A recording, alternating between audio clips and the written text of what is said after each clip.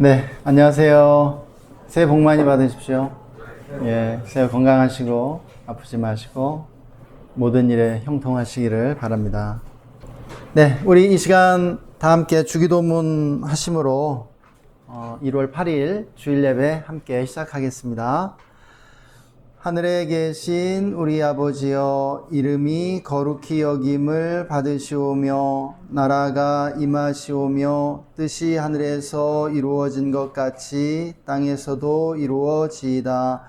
오늘 우리에게 일용할 양식을 주시옵고 우리가 우리에게 죄 지은 자를 사하여 준 것 같이 우리 죄를 사하여 주시옵고 우리를 시험에 들게 하지 마시옵고 다만 악에서 구하시옵소서. 나라와 권세와 영광이 아버지께 영원히 있사옵나이다. 아멘. 네, 우리 같이 함께 말씀 한 구절 읽고 또 예배했으면 좋겠는데요.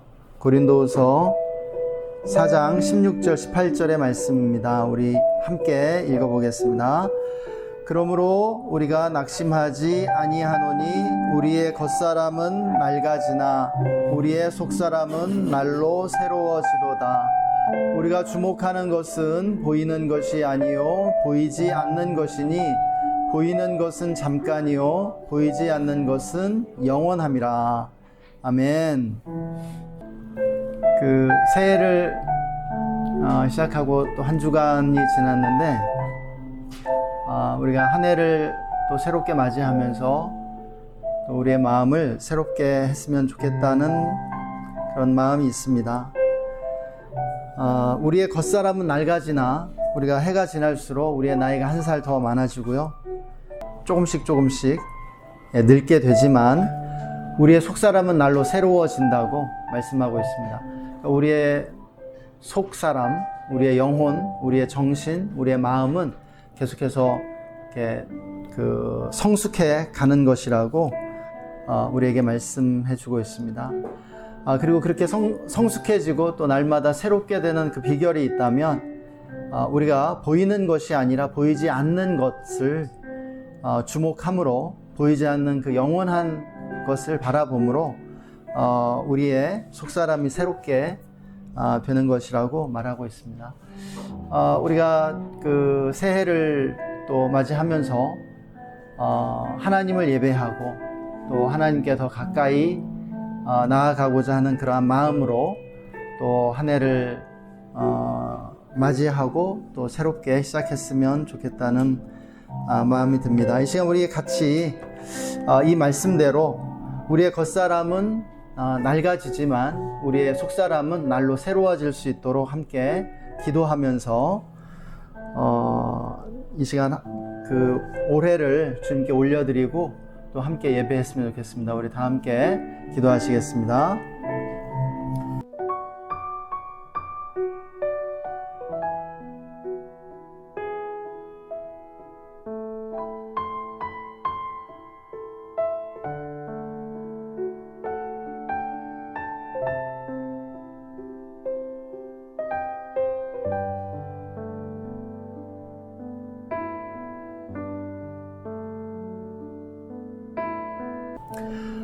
하나님, 주님을 찬양합니다. 우리에게 새해를 주셨습니다. 새해 2023년이 우리 생애에 정말 가장 의미 있고 소중한 시간들로 채워질 수 있도록 인도해 주시기를 원합니다. 이 시간 예수님의 보혈을 지나 하나님께로 나아갑니다. 보혈의 공로로 주님 앞에 섭니다. 우리의 모든 죄악 다 씻어주시고 정말 새롭게 해주십시오. 더 거룩해지는 한 해가 되게 해주십시오. 성령님 초청합니다. 충만하게 임재하셔서 우리의 마음을 새롭게 해주시기를 원합니다. 나사렛 예수 이름으로 우리 예배 방해하는 모든 악한 영들 떠나갈지어다. 잠잠할지어다. 주님, 이 시간 신령과 진정으로 예배할 수 있도록 성령님 임재해 주시고 기름 부음으로 인도하여 주시옵소서. 감사합니다. 예수님의 이름으로 기도했습니다. 아멘.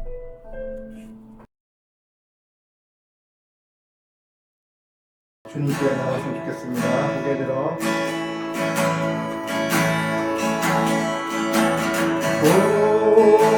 고개 들어 주를 맞이해 엎드리어 경배하며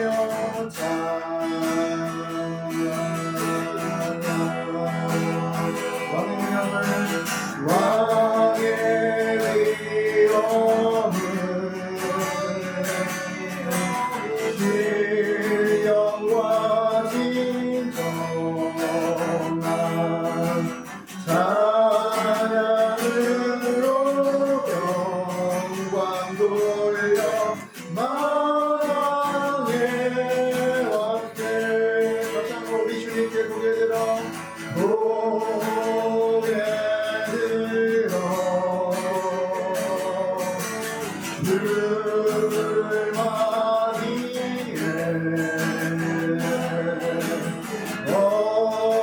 엎드리어 경배하며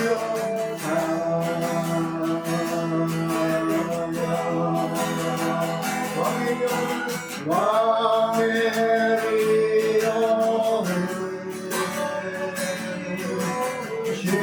신령과 진정한 찬양으로 영광 돌려 왕의 왕께 왕의 위엄을 신령과 진정한 찬양으로 영광 돌려 만왕의 왕께 하나님 우리에게 갈 길을 밝히어 보이시는 성실하신 하나님입니다. 그것을 고백했으면 좋겠습니다. 다같이 박수 치시면서 우리의 주님을 생각합니다. 갈 길을 밝히고 우리는 주 앞에 빨리 나갑니다. 우리를 찾는 구주의 주 오노라 하시네 죄악 벗은 우리 영혼은 기뻐 뛰며 주를 보겠네 하늘에 계신 주의 뜻 영원히 성기를 다시 한번 갈 길을 밝히고 있으니 주 앞에 빨리 나갑시다 우리를 찾는 구주의 주 오노라 하시네 아멘 죄악 벗은 우리 영혼은 기뻐 뛰며 주를 보겠네 하늘에 계신 주의 뜻 영원히 성기리 우리를 원하시는 말 기쁘게 듣고 순종하세 우주를 잊지 말고 속속히 나가세 죄악 벗은 우리 영혼은 기뻐 뛰며 주를 보겠네 하늘에 계신 주의 뜻 영원히 성기리 죄악 벗은 우리 영혼은 죄악 벗은 우리 영혼은 기뻐 뛰며 주를 보겠네 하늘에 계신 주의 뜻 영원히 성기리 시온을 여기 시온이 주오늘 여기 계시오니 나와서 주의 말씀 듣자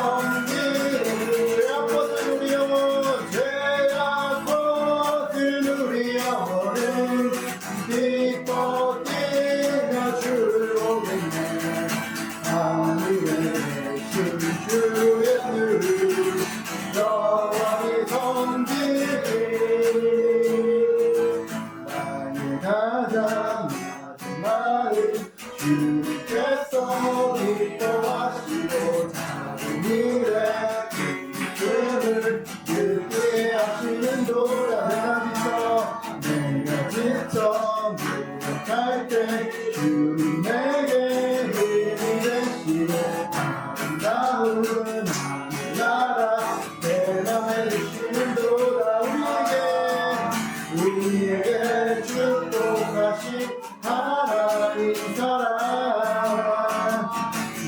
나를 높여주시고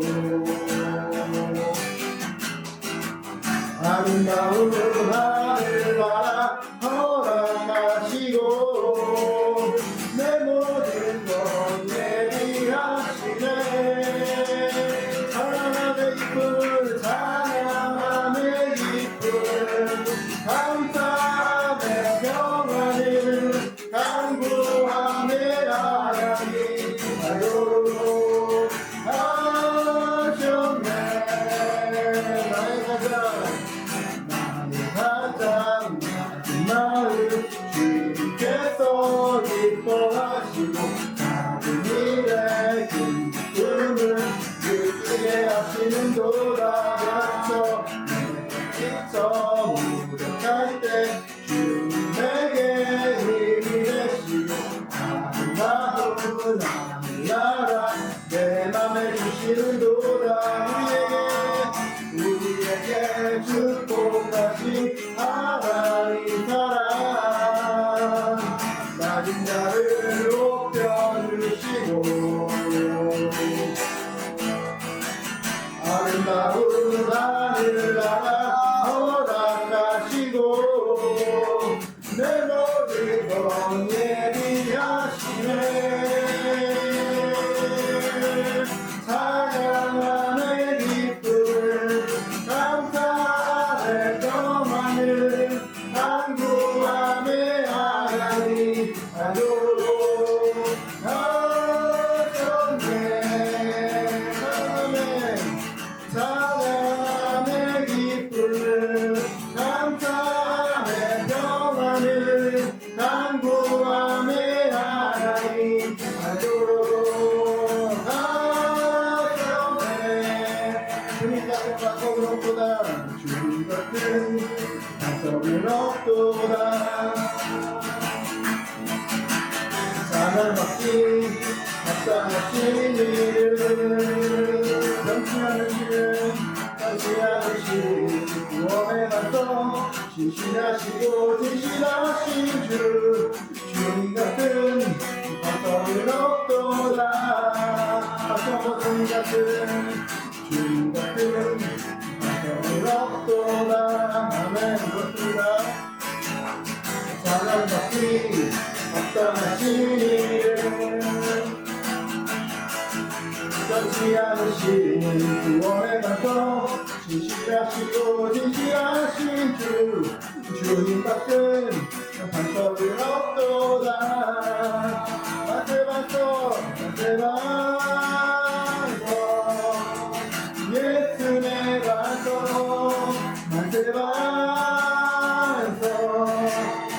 예수 내 반석 만세반석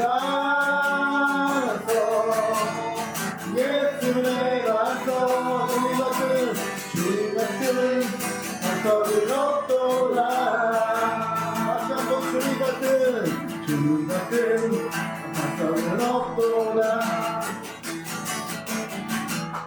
사랑받기 합당하신 일을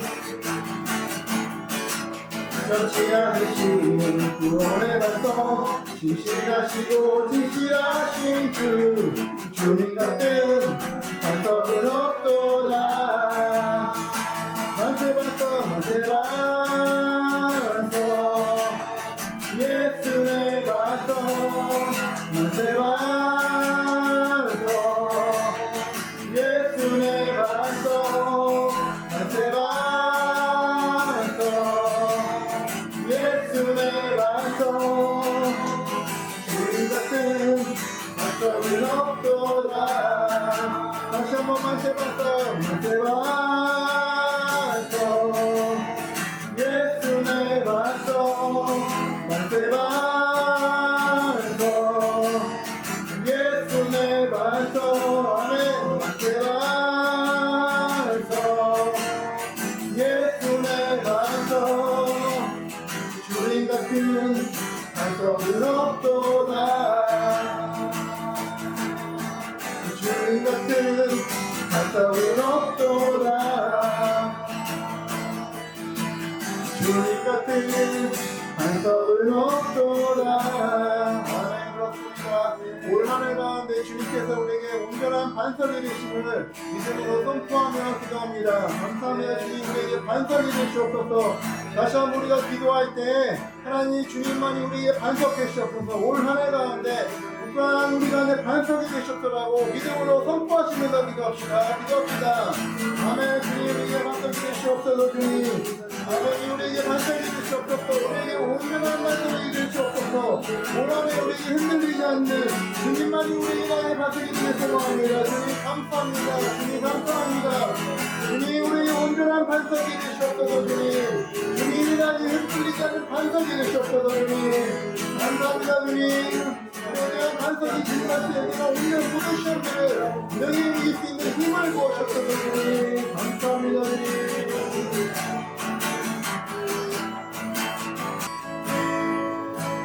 하나님, 그렇습니다. 올 한 해를 겸손하게 주님 손에 올려드립니다. 이 새로운 한 해가 나의 것이 아님을 고백합니다. 나의 능력과 나의 의로는 도저히 이 한 해를 감당할 수 없습니다. 갖가지 생겨나는 수많은 사연들과 여러 가지 문제들과 또 앞으로 펼쳐질 미래들이 하나님 주님이 없으시면은, 주님이 나를 끌고 가지 않으시면 소용이 없음을 고백합니다. 하나님 완전하신 주님이십니다. 주 하나님을 찬양합니다. 하나님, 올 한 해 나의 주인 되시고 나의 완전하신 주가 되시고 나를 이끄시고 나를 부르시는 주님을 겸손하게 주님을 찬양하며 주님이 나의 주님이 되신다고 고백합니다.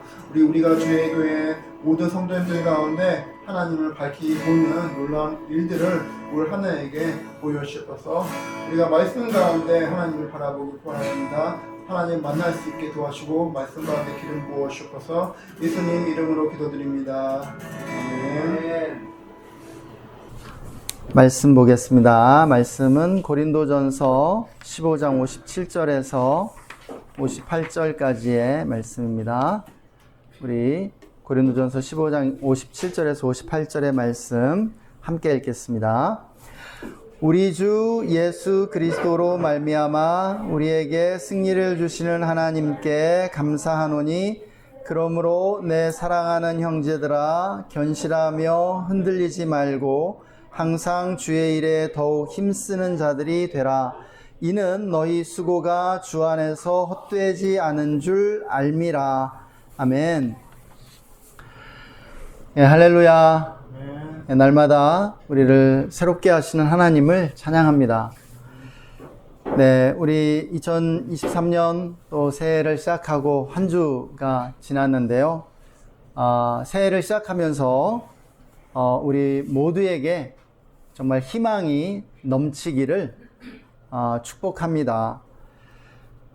우리 모든 사람들의 행동과 또 그 각자의 삶을 지배하는 것이 있다면 그것은 바로 우리 각 사람이 가지고 있는 그 사람 고유의 정신이라고 할 수 있겠습니다. 정신을 이렇게 영어로 번역하면 스피릿이죠. 스피릿. 이 스피릿이라는 단어는 정신이라고 번역할 수도 있고 또 영혼이라고 또 번역하기도 합니다. 그러니까 정신을 우리는 우리의 영혼이라고 할 수 있다라는 것이죠. 저는 그렇게 해석하는 것이 맞다고 생각이 됩니다. 그런데 이러한 정신, 이러한 영혼은요, 개인만을 지배하는 것은 아니에요.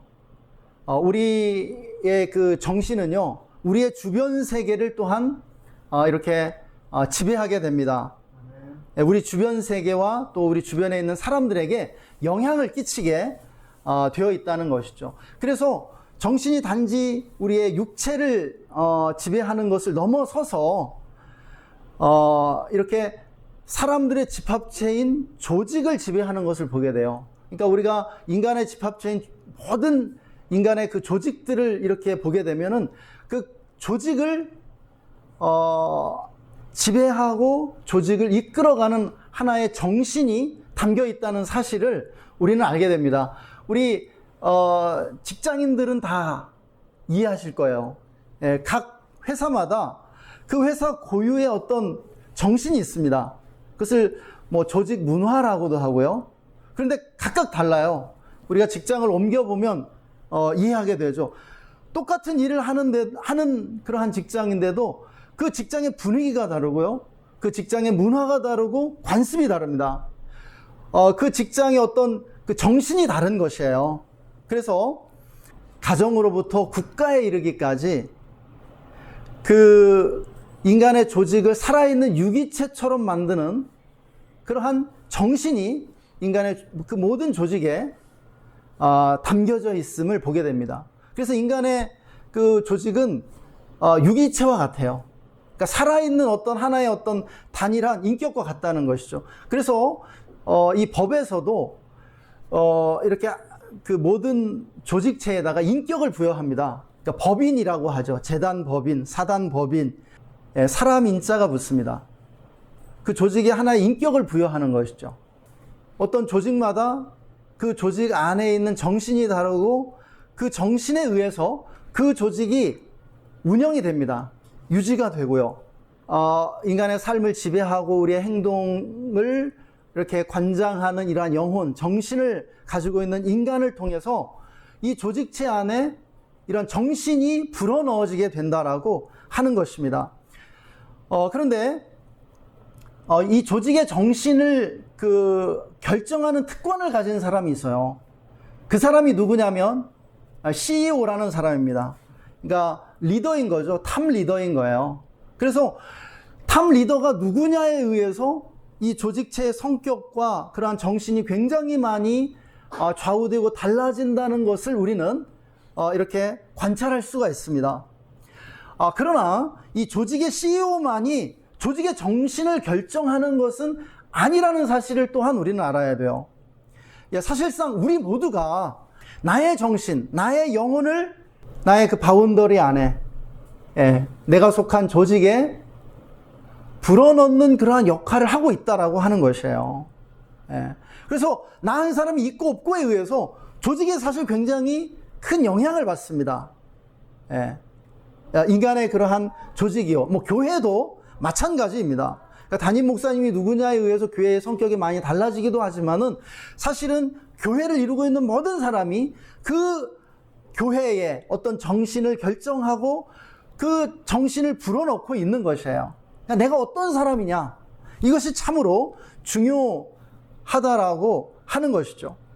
그러니까 사실은 내가 가진 정신이 나로부터 나의 행동이 나오고 나의 말과 그러한 나의 영향력이 이렇게 흘러나온다라면은 동일하게 그러니까 우리의 그 영혼은요, 사실은 흘러넘치고 있는 거예요. 그러니까 이 성령님이 흘러넘치시잖아요. 마찬가지예요. 우리의 영혼도 사실은 이렇게 흘러넘쳐서 우리 주변 세계에, 그리고 우리의 주변 사람들에게 영향을 미치고 있는 것입니다. 그것을 다른 말로 말하면은 내가 지금 나의 정신을 이 주변 세계에 불어넣고 있는 거예요. 그리고 그것을 우리는 영향력이라고 부르는 것이죠. 그래서 이 기독교의 관심, 이 성경의 관심이 있는데요. 그것은 뭐냐면 우리의 영혼을 개발하는 것이에요. 우리의 정신을 개발하는 것이에요. 우리 인간이 정신으로, 영혼으로 살도록 지음받았기 때문입니다. 그래서 사실은 이 성경 안에 무엇이 담겨 있습니까? 하나님의 말씀이 담겨 있는데 이 하나님의 말씀 안에 하나님의 영이 담겨져 있는 거예요. 하나님의 정신이 담겨져 있는 것이에요. 그래서 우리는 이 하나님의 말씀을 보면서 우리의 영혼을 개발해 가는 것이죠. 훈련해 가는 거예요. 그것을 영성 개발, 영성 훈련이라고 하는 것입니다. 오늘 말씀은 부활장이라는 제목이 붙은 고린도전서 15장의 그 결론에 해당하는 말씀입니다. 결론 부분의 가장 핵심적인 그런 말씀이에요. 예수 그리스도의 부활이, 예수님이 부활하심으로 인해서 우리에게 끼친 그 어마어마한 영향력에 대해서 지금 말씀하고 있는 것입니다. 그리고 예수님의 그 부활이 우리에게 끼친 영향력으로 인해서 우리가 어떠한 삶을 살게 되는가, 우리가 어떠한 삶을 살아야 하는가, 우리에게 어떠한 정신이 부여되고 있는가를 우리에게 가르쳐주고 있는 말씀인 것이죠. 그래서 오늘 본문의 말씀을 통해서 우리가 2023년 한 해를 어떤 정신으로 살아가야 할지, 다른 말로 우리가 우리 주변 세계에 어떤 영혼을 불어넣으면서 살아야 할지 잠시 함께 생각해 보도록 하겠습니다. 첫 번째로, 오늘 주님은 우리에게 절망이나 허무가 아니라 희망으로 살라고 가르쳐 주고 계십니다. 희망의 정신으로 살아야 한다는 것이죠. 희망의 정신, 희망의 영을 불어넣으면서 살아야 한다는 그러한 말씀이에요.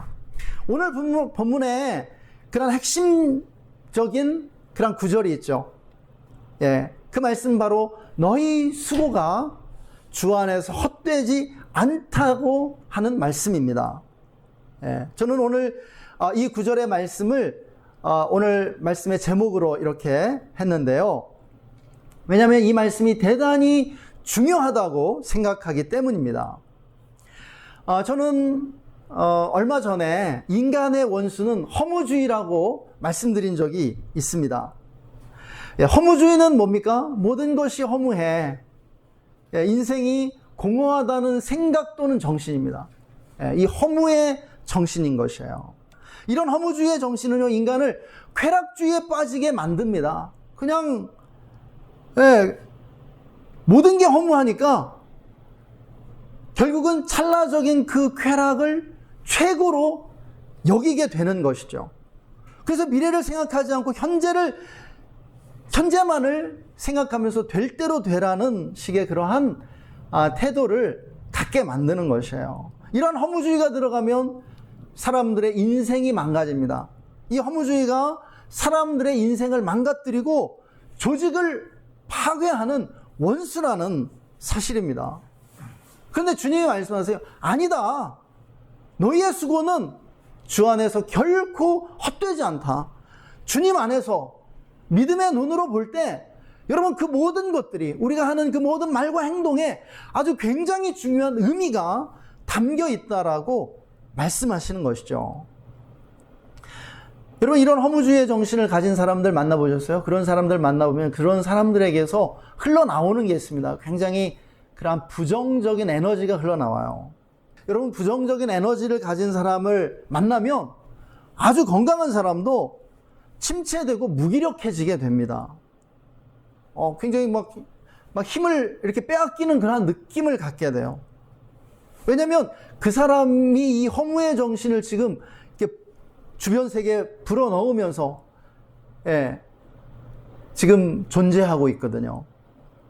이런 사람에게서 느낄 수 있는 것은 패배의 기운입니다. 패배의 기운. 이 주변 세계에 이 죽음의 정신을 지금 불어넣고 있는 것이에요. 그래서 이러한 사람은 가능하면 이렇게 자주 안 만나는 것이 좋습니다. 가까이 하지 않는 것이 좋습니다. 왜냐하면 내가 영향을 받기 때문이에요.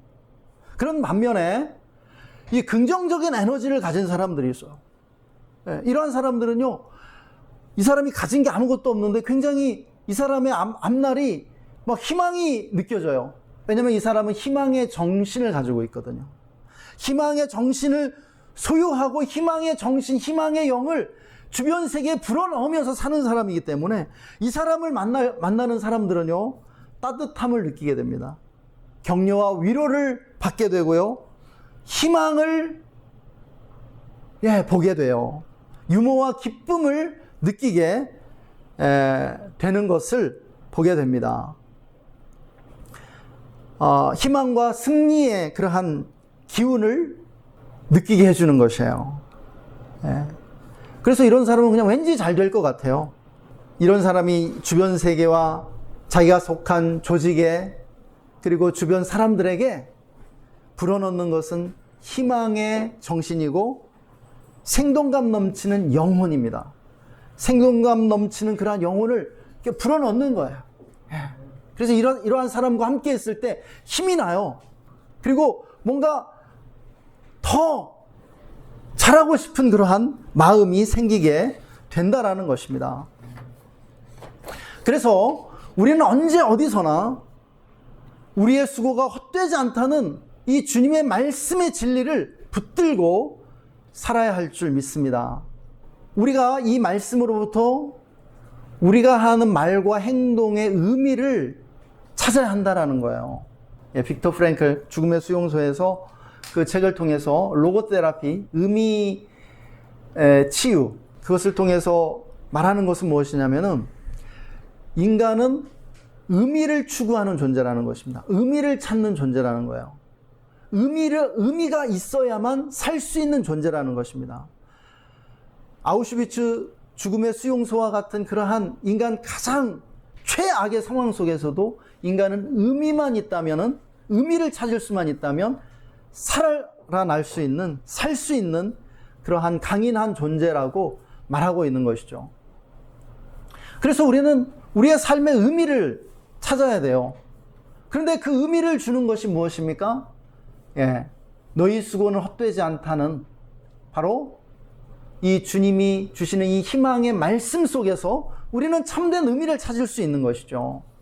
어떤 사람들은요, 자기가 정말 하고 싶은 일을 하면서 사는 사람도 있습니다. 자기가 꿈꾸었던 배우라든지 가수라든지 글을 쓰는 사람이라든지 정말 꿈꾸었던, 자기가 정말 하고 싶었던 일을 하면서 사는 사람도 있어요. 그런데요, 또 어떤 사람들은 그렇지 못하죠. 대부분의 사람들은 사실은 자기가 원하는 일이 아니라 그냥 먹고 살기 위해서 돈 때문에 그 일을 하는 사람들이 있을 수도 있다는 것입니다. 어떤 사람들은 여가 시간이 충분해서 자기를 풍요롭게 하는 그러한 일들, 그러한 여가를 즐기면서 사는 사람도 있고, 그러나 또 많은 사람들은 일에 파묻혀서 살기도 합니다. 또 자기가 꿈꾸는 그러한 직장에 다니는 아주 행운아들도 있지만 사실은 자기가 꿈꾸는 직장이 아닌 곳에서 일하는 사람들도 많이 있고요. 또 어떤 사람들은 육체 노동을 하면서 살기도 합니다. 또 어떤 이들은 가정에서 전업주부로 살기도 하죠. 그런데요, 우리는 생각하는 것이 어떤 삶이 가장 이상적인 삶일까? 가장 좋은 삶일까? 이러한 질문들을 하면서 삽니다. 여러분은 어떻게 생각하십니까? 어떤 삶이 가장 이상적이고 정답일까요? 정답은요, 인생에 정답이 없다는 것이 정답입니다. 인생에는 정답이 없습니다. 여러분, 중요한 것은 무엇인지 아십니까? 우리가 어디에 있든지, 그리고 무엇을 하든지 우리가 하는 일과 삶에 하나님이 부여하신 의미가 감춰져 있다는 사실이에요. 숨겨져 있습니다.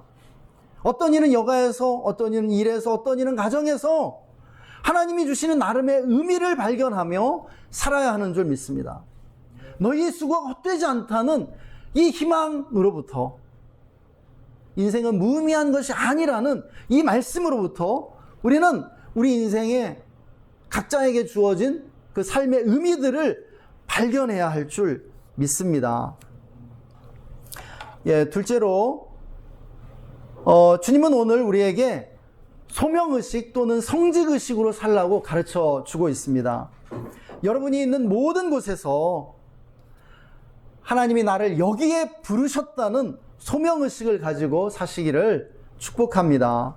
오늘 우리가 찬양한 하나님의 부르심이라는 찬양이 참 좋은 것 같아요. 우리 이성진 전도사님이 이 곡을 이렇게 선정해 주셨는데 제가 부탁한 것도 아니고 제가 이 설교 할 거를 알고 준비하신 것도 아니고 그냥 이렇게 준비하셨는데 오늘 설교와 잘 맞는 것 같습니다. 하나님이 나를 여기에 부르셨다 라고 하는 그러한 의식, 하나님이 나를 부르셨다라고 하는 그러한 찬양의 가사인 것이죠. 오늘 본문에서 주님이 이렇게 말씀하십니다. 견고하며 흔들리지 말며 항상 주의 일에 더욱 힘쓰는 자들이 되라, 이렇게 말씀하고 있는 것을 보게 되죠. 여기서 핵심 단어가 뭐냐면 주의 일입니다. 주의 일. 여러분, 주의 일이 무엇입니까? 저와 같은 목사, 우리 이성진 전도사님 같은 분들만 주의 종일까요? 우리가 하는 이러한 종교적인 업무만이 주의 일일까요? 그렇지 않다는 것이죠. 여러분, 이러한 종교적인 일만이 주의 일이고 종교적인 업무를 담당하는 사람만이 주의 종이라고 하는 이러한 생각이 바로 성과 속을 구분하는 헬라적 이원론이에요. 불교도 이러한 이원론입니다. 힌두교도 이러한 이원론이에요. 그래서 세상 일을 아주 좀 열등하게 생각하고요, 낮게 생각해요.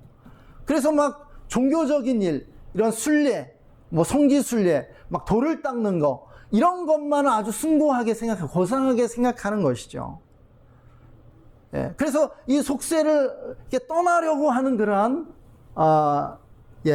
경향성이 있는 것입니다.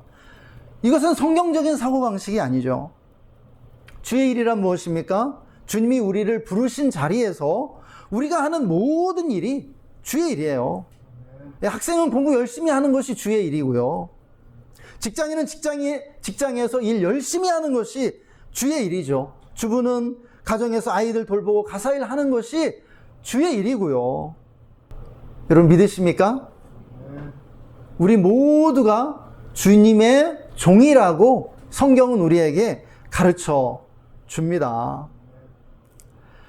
그래서 우리가 사도 바울의 그 서신서를 보면 종의 신분을 가지고 있던 이들에게 이렇게 말씀하는 것을 보게 되는데요. 에베소서 6장 5절에서 7절의 말씀입니다. 종들아.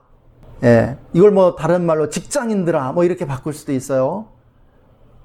또 뭐 가정주부라고 여기를 바꿀 수도 있고요. 내 이름을 넣을 수도 있습니다. 종들아, 두려워하고 떨며 성실한 마음으로 육체의 상전에게 순종하기를, 직장 상사에게 순종하기를 그리스도께 하듯 하라. 눈가림만 하여 사람을 기쁘게 하는 자처럼 하지 말고 그리스도의 종들처럼 마음으로 하나님의 뜻을 행하고 기쁜 마음으로 섬기기를 주께 하듯 하고 사람들에게 하듯 하지 말라.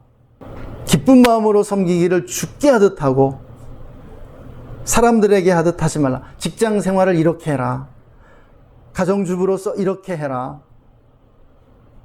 네가 어느 자리에 있든지 이렇게 해라. 주님을 섬기듯 그렇게 하라고 말씀하고 있는 것이죠. 또 예수님께서도 마태복음 그 25장에서 이렇게 말씀하십니다. 임금이 대답하여 이르시되 내가 진실로 너희에게 이르노니 너희가 여기 내 형제 중에 지극히 작은 자 하나에게 한 것이 곧 내게 한 것이니라. 예, 마태복음 25장 40절에 이렇게 말씀하시고요. 45절에는 또 이렇게 말씀하세요. 이 말씀을 반복하시면서 이렇게 그 내용만 바꾸시고 내가 진실로 너희에게 이르노니 너희가 여기 내 형제 중 지극히 작은 자 하나에게 하지 아니한 것이 곧 나에게 하지 아니한 것이니라. 그러니까 우리가 우리 주변에 있는 사람들에게 행한 것이 주님에게 행한 것이라고 주님이 가르쳐 주시는 것이죠. 그래서 우리가 이렇게 소명의식, 성직의식, 그러니까 목사와 같은 사람만 성직이 아니라 우리 모두가 성직에 있는 것이에요. 학생도 성직이고요. 직장인도 성직이고요. 가정주부도 성직이고요. 예, 우리가 다 거룩한 그러한 직분을 맡고 있는 사람들인 것입니다. 모든 직업이 거룩한 것이에요. 예, 그것이 뭐 도둑질이나 강도나 이렇게 하나님의 말씀에 어긋나는 다른 사람들을 해치는 그러한 것이 아니라면 말입니다. 그러면 이와 같이 성직의식으로 산다라고 하는 것은 무엇일까요? 오늘 말씀에서는 뭐라고 말씀하냐면 견고하며 흔들리지 말고 항상 주의 일에 더욱 힘쓰는 자가 되라고 그렇게 말씀하고 계십니다. 그러니까 소명의식으로 살고 성직의식으로 살 때 우리는 참으로 이렇게 살 수 있는 거예요. 비로소 사실은. 네. 여기서 뭐라고 말씀합니까? 먼저 견고하라고 말씀하시죠. 개역 개정판에서는 견실하며로 이렇게 번역을 약간 바꿨는데 개역 한글판 그 이전 번역이 더 좀 마음에 와닿는 것 같아요. 견고하며, 견고함을 가지라는 것입니다. 여러분, 견고함이 무엇입니까? 견고함, 포기하지 않는 불굴의 정신이라고 우리는 바꿔서 생각할 수 있다고 생각이 됩니다. 예. 견고함이 없을 때 어려움이 오면 쉽게 포기하죠. 그래서 인생이요, 견고하지 않으면은요, 한 가지를 오래 지속할 수가 없습니다. 예, 그렇게 한 가지를 오래 지속하지 못하고 막 이것저것 막 방황하게 되면 인생의 집을 세울 수 없게 되고 인생의 집이 무너져 내리게 됩니다. 그래서 이렇게 이 소명의식으로 산다는 것은 견고한 것을 의미하는 것입니다. 또요, 소명의식으로 살아야 크고 작은 어려움에도 흔들리지 않을 수 있게 되죠. 흔들리지 말며라고 말씀하세요. 흔들리지 말며. 예. 흔들리지 않는다는 것은 무엇일까요? 저는 이것을 이렇게 꾸준함이라고 그렇게 말씀드리고 싶어요. 꾸준함. 예. 기복이 심하지 않은. 인생에는 다 기복이 있잖아요. 예. 좋을 때가 있고 나쁠 때가 있습니다. 그런데요, 흔들리지 않는 사람은요, 꾸준한 사람입니다. 예. 정말, 그 기복을 막 극복하면서 사는 사람이에요. 힘들어도, 조금 어려워도 어느 정도의 그러한 성과를 내는 사람이죠. 그런데 우리가 보면 아주 극소수의 그런 영웅들이나 천재들은요, 짧고 굵게 그렇게 사는 경우도 있기는 합니다. 그러나 대다수는요, 대다수 평범한 우리들은요, 짧고 굵게 살기보다는 가늘고 길게 가려고 노력해야 됩니다. 가늘고 길게 가는 것을 목표로 삼아야 돼요. 그리고 대체로 역사는요, 이렇게 꾸준한 사람들을 통해서 발전하게 됩니다. 마지막으로 소명의식으로 사는 사람은요, 항상 주의 일에 더욱 힘쓰는 삶을 살 수 있게 됩니다. 예. 저는 이것을 마음을 비운 성실함이라고 그렇게 표현하고 싶습니다. 예. 더욱 힘쓰라. 주의 일에 더욱 힘쓰라. 항상. 마치 인생에 막 최선을 다해서 사는 것처럼 그렇게 느껴지죠. 예. 그런데요, 역설이 있어요. 우리 인생에 역설이 있습니다. 우리는요, 매사에 너무 잘하려고 해서는 안 된다라는 거예요. 사실은요, 대충 하려고 해야 합니다. 대충. 예. 근데, 이것을 오해하시면 안 돼요. 대충 성의 없이 한다는 그러한 의미가 아닙니다. 너무 잘하려는 마음을 내려놓는 것을 의미하죠. 마음을 비우는 것을 의미하는 것입니다. 이렇게 너무 잘하려는 그러한 마음, 일을 완벽하게 하려는 마음을 내려놔야만 참으로 일을 잘할 수 있게 돼요. 너무 잘하려는 마음에 붙잡혀 살게 되면요, 대체로 일을 망치게 되는 경우가 참 많습니다. 왜냐하면 잘하려는 마음도 욕심이거든요. 욕심을 내려놓고 잘 못해도 괜찮다는 그런 마음으로 성실하게 하는 것이에요. 그것이 항상 주의 일에 더욱 힘쓰는 자들이 되라는 그 말씀의 의미입니다. 그 미술학도들을 대상으로 작품을 출품하게 할 때 한 작품, 정말 가장 좋은 작품 한 작품만 이렇게 출품하게 하고요. 그리고 또 다른 학생들을 대상으로 너희들이 좋다고 생각하는 작품 여러 작품을 출품해라. 작품이 뭐 많아도 된다. 수를 제한하지 않고요. 그렇게 이 두 그룹을 실험을 했어요. 또 바꿔서도 실험을 해보고요. 그런데 어떤 그룹에서 정말 좋은 작품들이 많이 나왔을까요? 예, 네가 원하는 대로 좋은 작품 여러 작품 내라고 한 그 그룹이 좋은 작품이 훨씬 많이 나왔다라는 거예요.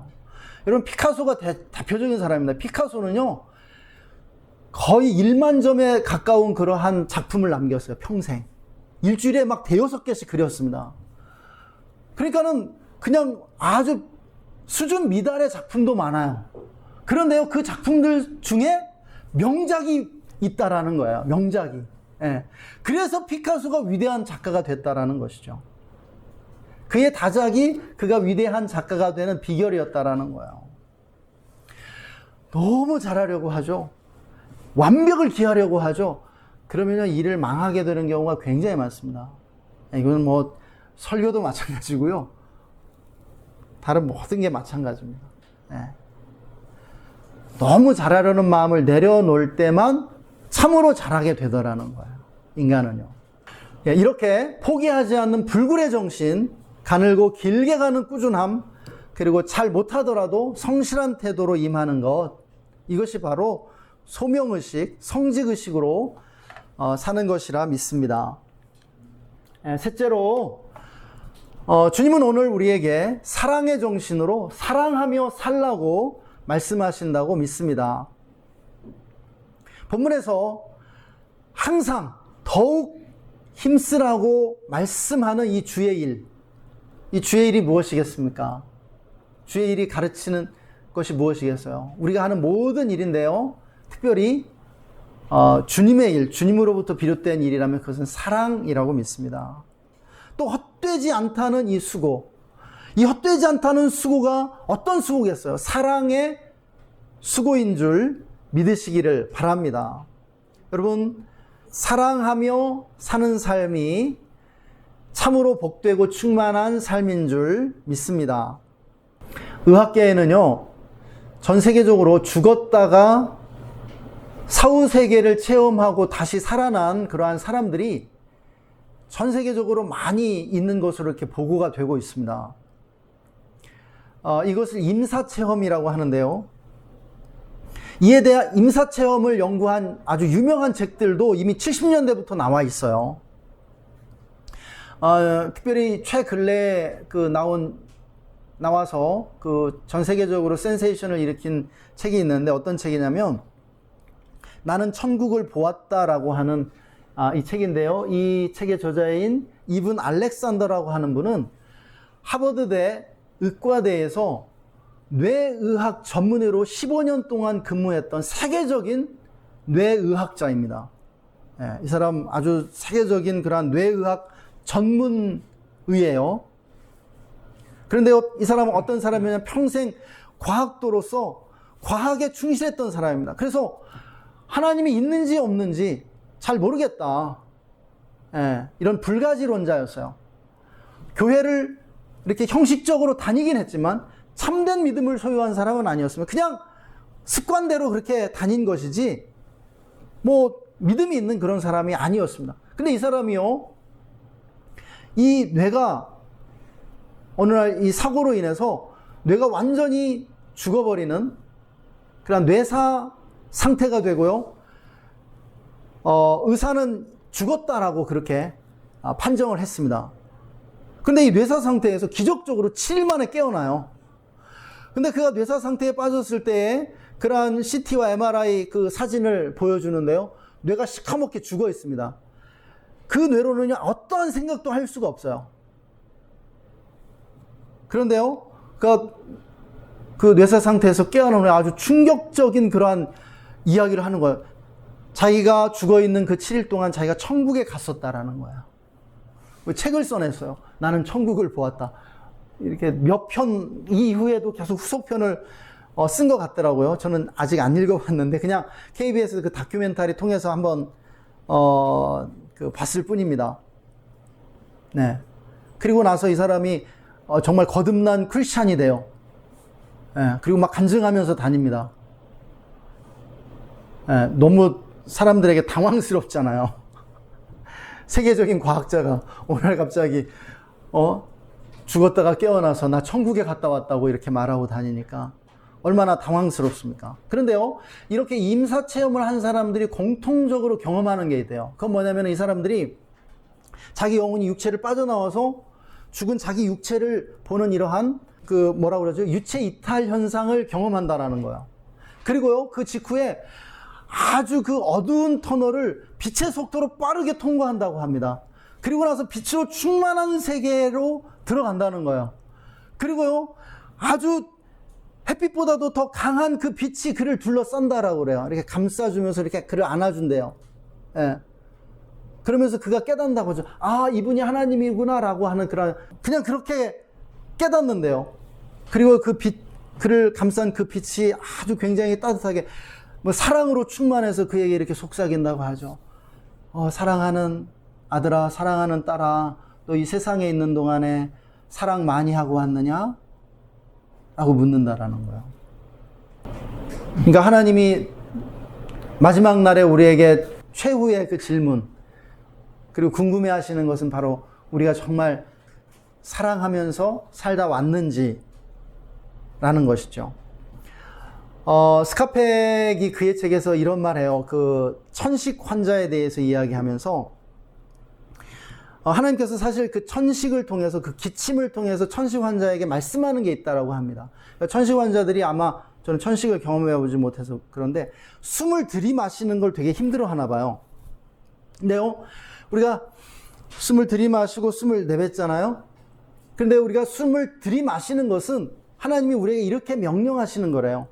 너 자신을 사랑해라. 너 자신을 사랑해. 너 자신을 사랑해라. 그리고 숨을 내뱉을 때는 그것은 하나님이 이런 명령이라는 거야. 너의 이웃을 사랑해라. 너의 몸처럼 너의 이웃을 사랑해라. 이러한 명령이라는 것이죠. 그러니까 우리가 숨을 한번 들이마시고 내쉴 때마다 너 자신을 사랑하고 이웃을 내 몸처럼 사랑해. 라는 하나님의 그러한 명령을 기억해야 한다는 것이에요. 그런데 여러분 생각해 보세요. 사랑하라는 말은요, 어떤 의미일까요? 제가 보니까 용서하라는 말이에요. 용서하라는 말. 우리가 이 세상 살면서 사람처럼 사랑하기 힘든 존재가 없죠. 예. 인간은요, 다른 사람들을 미워하고 경멸하는 것이 본성인 것 같아요. 예, 우리 자신을 봐도. 우리가 누군가를 좋아하기보다 싫어하는 사람들이 더 많거든요. 참 사람들을 좋아하고 뭔가 사랑을 하고 이렇게 따뜻하게 배려하고 이렇게 하기가 참 어려운 것 같습니다. 그런데요, 사실은 그게 왜 그런지 아세요? 나 자신을 좋아하지 않고 사랑하지 못하는 거예요. 받아들이지 않고요. 그래서 사실은 우리가 나 자신부터 용서해야 됩니다. 사랑해야 돼요. 나 자신 있는 그대로 받아들여야 돼요. 불쌍히 여겨야 돼요. 예. 조지 패터슨의 그 인생의 12가지 법칙 중에 하나가 뭐냐면은 나 자신을 정말 도움이 필요한 사람처럼 대하라는 거예요. 내가 정말 도움을 받아야 할 사람인 것처럼 자기 자신을 돌봐야 한다라고 그렇게 말을 하고 있죠. 저는 굉장히 성경적이라고, 성경의 말씀과 그 근본 의미가 같다라고 그렇게 생각하고 있습니다. 예, 이제 말씀을 정리하고자 합니다. 예, 우리 모두는 우리 자신만의 독특한 정신, 고유한 영혼으로 살고 있습니다. 내가 가지고 있는 이 정신, 영혼으로부터 나의 말과 행동이 나오는 거예요. 그것이 나의 인격인 것이죠. 그리고 우리 자신의 정신과 영혼을 우리 주변 세계와 우리 주변에 있는 사람들에게 불어넣으면서 살고 있는 것입니다. 하나님이 흙으로 인간을 지으시고 어떻게 하셨어요? 그분의 생기를 불어넣으셨어요. 그래서 우리가 생명이 되었습니다. 살아있는 인격체가 된 것이에요. 그런데 우리가 하나님의 형상으로 짐을 받았기 때문에 우리도 하나님처럼 우리 주변 세계와 다른 사람들에게 우리의 정신과 영혼을 불어넣으면서 살고 있습니다. 그래서 다 영향을 받아요.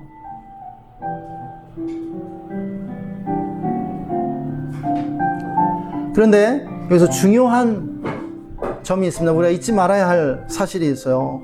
기독교는 구원 이후에 우리 그리스도인들이 이 영혼, 다른 말로 이 정신을 개발해 가는데 관심을 가지고 있고 목표를 두고 있다라는 거예요. 그게 바로 성화이고 그게 영성 개발이고 그게 우리가 살아가는 이유인 것입니다. 구원받고 바로 천국 가버리는 것이 아니라, 구원받고 바로 죽어버리면 최고가 아니라 우리가 살아서 해야 할 일이라는 것이에요. 왜요? 성경은 우리가 죄로 인해서 인간의 영혼, 인간의 정신이 타락했기에 우리가 구원받고 새로운 존재, 새로운 정신과 영혼이 되어야 한다라고 가르쳐주고 있는 것이죠. 그래서 다시 한번 말씀드리지만 이 하나님의 말씀이 성경에는 하나님의 정신, 하나님의 영이 담겨 있습니다. 그리고 우리는 이 성경의 말씀을 통해서 하나님의 정신이, 하나님의 영이 우리 안에 충만해지도록, 그리고 우리의 정신과 영혼이 변화되도록 그렇게 살아야 한다는 것이죠. 우리가 이 하나님의 정신을 소유하고 개발하며 사는 한 해가 되었으면 참 좋겠습니다.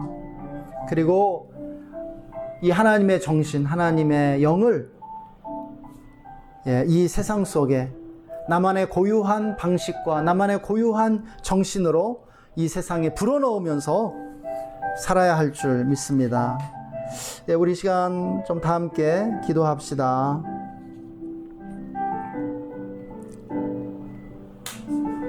우리 다 함께 기도할 때 오늘 사도 바울은 성령의 충만함으로 하나님의 영으로 이렇게 말씀하고 있습니다. 그러므로 사랑하는 내 형제들아, 견고하며 흔들리지 말며 항상 주의 일에 더욱 힘쓰는 자들이 되라. 이는 너희 수고가 헛되지 않은 줄 알미라 말씀하고 있습니다. 하나님은 우리에게 그리스도 예수 안에서 참된 승리를 주셨습니다. 이 승리를 우리가 붙잡고 우리가 올 한 해 견고하며 흔들리지 말고 오직 주의 일에 더욱 힘쓰는 자들이 될 수 있도록 우리 이 시간 함께 기도하십시다. 기도하겠습니다.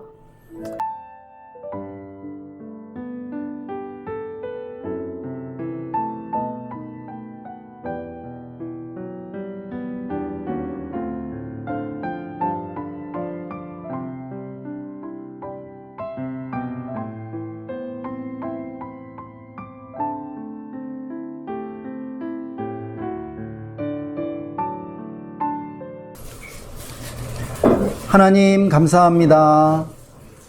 한 해를 살면서 희망의 정신, 소명의식, 또 사랑의 정신으로 살 수 있도록 인도하여 주시옵소서. 또한 우리가 살아가는 동안 우리의 주변 세계와 또 주변에 있는 사람들에게 희망의 정신, 소명의식, 그리고 사랑의 정신을 불어넣으며 살 수 있도록 인도해 주시기를 원합니다. 그렇게 행하실 주님께 감사하고 예수님의 이름으로 기도했습니다. 지금은 우리에게 승리를 주시는 예수 그리스도의 놀라우신 은혜와 2023년을 시작하는 우리 모두를 축복해 주시며 세임 주시고 붙들어 주시는 하나님 아버지의 영원하신 사랑하심과 오늘도 우리에게 기름 부어 주시며 충만함으로 인도해 주시는 성령님의 내주 충만 교통 기름 부으심이 오늘 말씀을 듣고 올 한 해를 살면서 견고하며 흔들리지 말고 항상 주의 일에 더욱 힘쓰는 자들이 되기로 다짐하는 우리 모든 성도님들과 그 가정과 직장과 삶의 현장 위에, 그리고 우리가 주의 교회와 우리 나라 위에 지금으로부터 영원토록 함께 계시기를 간절히 축원하옵나이다. 아멘.